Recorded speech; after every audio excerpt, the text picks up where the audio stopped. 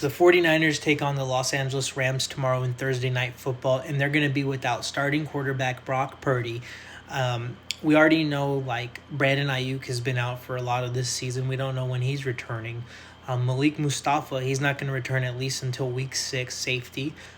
George Kittle with his hamstring went down week 1. We know about Nick Bosa and how he is done for the rest of this season. But also, nobody's talking about how offensive guard, starting guard, Ben Barst is out, and this is already a struggling O line. Not to mention, players that aren't starters, like Jordan Watkins, wide receiver, is going to be out. Robert Beal is going to be out, defensive end. This is a defensive end that could not generate any pressure last week. He had 0 sacks. He also had 0 quarterback tackles last week. I do not expect. This is an unfair situation for Mac Jones because look at the Rams. The Rams are going to cook. Robert Saleh is going to have to dial up the blitz. That's the only way that this defensive end can generate pressures, get them in one-on-one scenarios, and that's going to put the corners in one-on-one scenarios.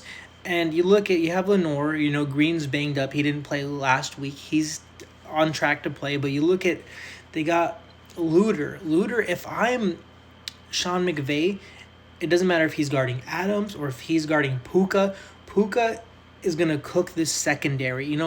I want Upton Stout's a rookie. It's unfair. He's a 3rd-round pick.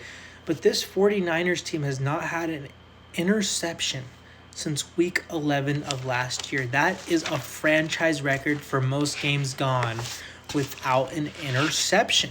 Just look at this, look at the Rams in general. The Rams have won the last 3 matchups against the 49ers. Brock Purdy's record is not great against the Rams. It's 1-2.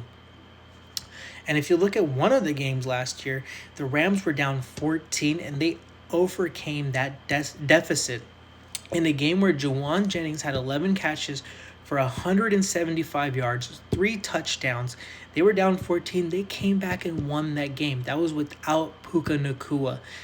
That was without Cooper Kupp, and I know he's in Seattle now, and Tyler Higbee. Puka Nacua is having the best season of his career. He's on pace for 2,000 receiving yards. You know what he's going to do to that 49ers secondary now that Charvarius Ward isn't here? Why did they not offer him an extension? Charvarius Ward's having a fantastic season as a Colt. He's been very good. He's ranked 3rd in impact metric at 94.9 in the league. His overall grade's not great, 77.7, which is 12th amongst corners, but that's still better than our best corner, who in Diamonor Lenore is ranked 25.